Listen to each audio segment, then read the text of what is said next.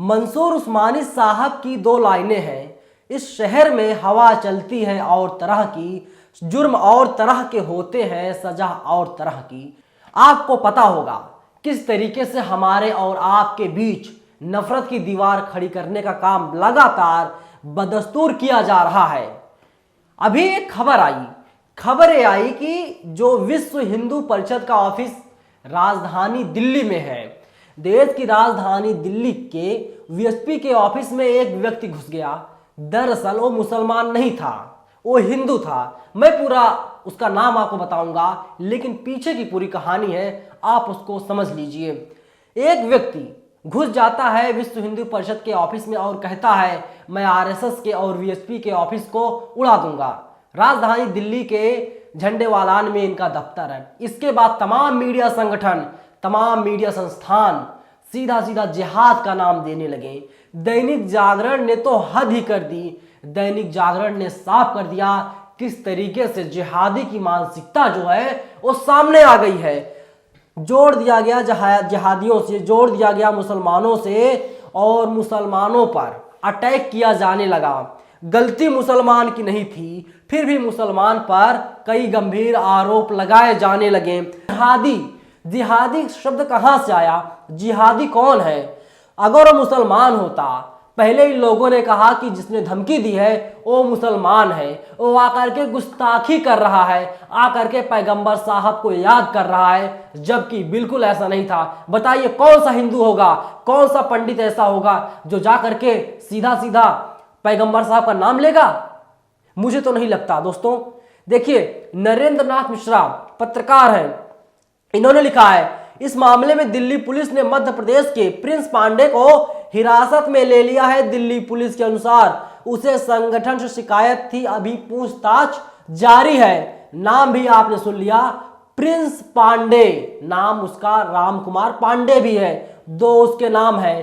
पांडे साहब आते हैं और खुलेआम धमकी देकर के चले जाते हैं। उनकी शिकायत इतनी है, संगठन सही काम नहीं कर रहा है, लेकिन मुसलमानों को किस तरीके से बर्बाद करने की जो सुपारी है ले लिया है। दैनिक जागरण ने लिखा है मिली जानकारी के मुताबिक आरोपित युवक धमकी देते हुए अलग अलग समय में दोनों कार्यालयों में पहुंचा था। एक जगह उसने रेकी की थी, जबकि दूसरी जगह पर कार्यालय को बम से उड़ाने की धमकी दी। उसने कहा कि उसके नबी के बारे में क्या बोले जा रहे हो, क्या समझ रहे हो आप? हमें भी बताना आता है, इस कार्यालय को मैं बम से उड़ा दूंगा। दैनिक जागरण साफ साफ लिख रहा है। देखिए, वहीं वसीम अकरम त्यागी है, इन्होंने ट्वीट किया है, लिखा इन्होंने दिल्ली में आरएसएस और वीएसपी के कार्यालय को उड़ाने की धमकी देने वाले युवक की पहचान गांव भाटवाली सीधी मध्य प्रदेश निवासी राजकुमार पांडे के रूप में हुई है, जिन्हें जरा दैनिक जागरण ट्वीट टैग किया है कि खुराफत और दंगाई मानसिकता देखिए। मालूम नहीं दिल्ली पुलिस और पुलिस कमिश्नर इस फेक न्यूज पर क्या एक्शन लेंगे।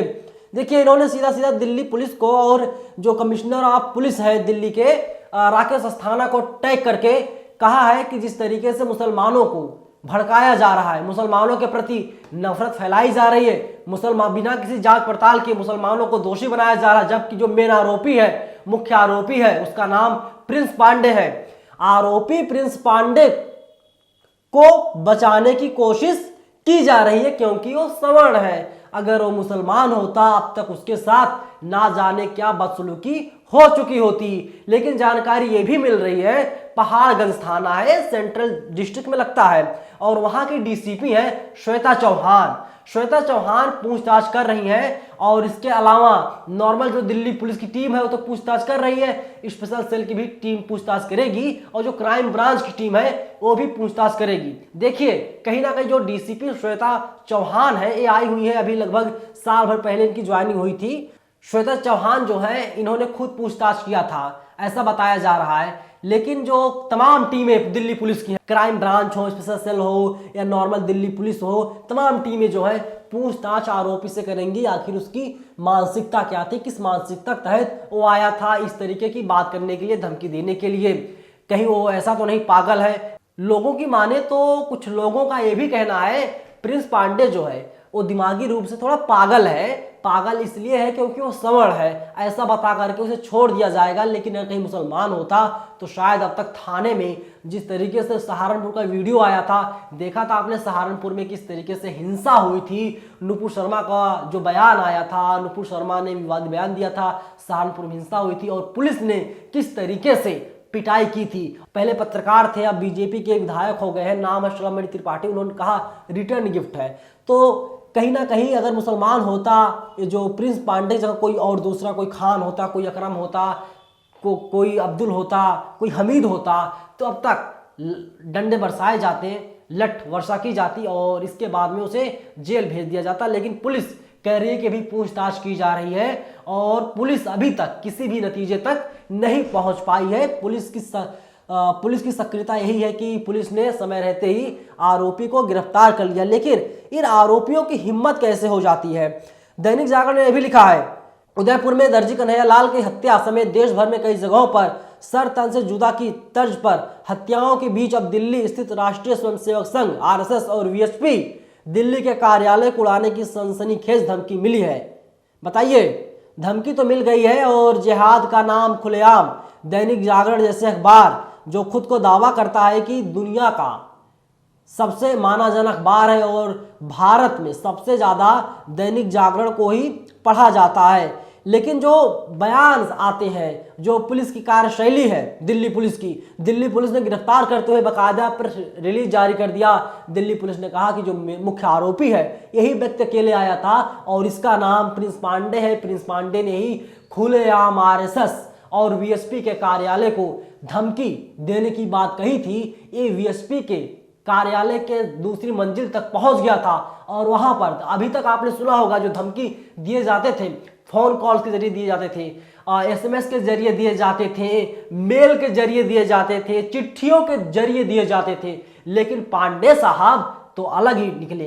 पांडे साहब ने कहा तुम लोग फेल हो, किसी काम के नहीं हो, देखो मैं पांडे हूं, मैं धमकी देने जा रहा हूं। और जाकर के सेकेंड फ्लोर पर खुलेआम धमकी देकर चलाया, कोई कुछ नहीं कर पाया। हालांकि पुलिस ने सीसीटीवी कैमरे के आधार पर आरोपी गिरफ्तार कर लिया है, उसका जो फोटो तक निकाल लिया है और पुलिस कह रही है कि हम मामले की जांच में जुटे हुए हैं और आरोपी से लगातार पूछताछ की जा रही। वहीं और परेशान होकर के वो वीएसपी के ऑफिस पहुंच गया और वहां पर उड़ाने की धमकी दे दी। साफ कह दिया बहुत धमकियां मिली होंगी, मैं इस ऑफिस को, दफ्तर को उड़ा दूंगा। तो आप कल्पना कीजिए साहब, दोस्तों आप कल्पना कीजिए कि ऐसे ऐसे लोग हमारे और आपके बीच में हैं, जब इनकी सुनवाई नहीं होती ये लोग धमकियां दे देते हैं। देखिए वही आरएसएस जो है, आरएसएस का एजेंडा अलग है, बीजेपी का एजेंडा अलग है, दोनों अपने अपने एजेंडे पर काम कर रहे हैं। बीजेपी की जब से सरकार बनी है 2014 में, देश में प्रधानमंत्री नरेंद्र मोदी बन गए हैं, तब से तो कुछ आरएसएस के कार्यकर्ता समर्थक कुछ ज्यादा ही हो गए हैं। उसके पहले इतना नहीं थे, लेकिन आरएसएस को पता है उसे क्या करना है क्या नहीं करना है और साहब इतने गुस्से में आ गए और जाकर धमकी दे दी। कुल मिला जुला करके साफ ये है जिस तरीके से मुसलमानों को निशाना बनाया जा रहा है। उत्तर प्रदेश में अगर कोई मुसलमान खुले में नमाज पढ़ लेता है उसे जेल भेज दिया जाता है और इसी उत्तर प्रदेश में अगर कोई व्यक्ति कांवड़ यात्रा पर निकलता है तो उस पर फूलों की बरसात की जाती है। फूलों, उसके जो मुख्यमंत्री हैं राज्य के, आपने देखा होगा उत्तराखंड के मुख्यमंत्री पुष्कर सिंह धाम में किस तरीके से कांवड़ियों के पैर धो रहे हैं। मैं बार बार कहता हूं अगर यही कांवड़िए नौकरी की मांग करने लगेंगे, इन पे पुष्प वर्षा नहीं, इन पे लठ वर्षा होगी और आपको, हमको, समाज को, देश को बरगलाने और भटकाने का काम किया जा रहा है। मुसलमानों को निशाना बनाया जा रहा है। अगर आप दलित हैं, अगर आप बहुजन हैं तो आप सतर्क हो जाइए, सचेत हो जाइए, क्योंकि अभी मुसलमानों को टारगेट किया जा रहा है। इसके बाद अगला नंबर आपका होगा। ये मत सोचिए आप वर्मा है, आप यादव हैं तो आपका नंबर नहीं आएगा, बिल्कुल आपका नंबर आएगा। लेकिन अभी अगर आप लोग जागरूक हो जाएंगे, आप लोग समझ जाएंगे जो सरकार है, तानाशाही रवैया है, इसकी मानसिकता क्या है, तो आप खुद को और अपने परिवार वालों को, अपने देश को बचा लेंगे। क्या प्रतिक्रिया आप लोगों दोस्तों अपनी राय में जरूर बताइएगा। शुक्रिया। नेशनल दस्तक की आपसे गुजारिश है कि अगर इसको बचाना चाहते हैं तो नेशनल दस्तक को सब्सक्राइब करने के लिए रेड कलर के सब्सक्राइब बटन को दबाएं, फिर बेल आइकन की घंटी दबाएं। नेशनल दस्तक को बचाने के लिए बहुत जरूरी है कि हर खबर को शेयर करें, लाइक करें, कमेंट जरूर करें।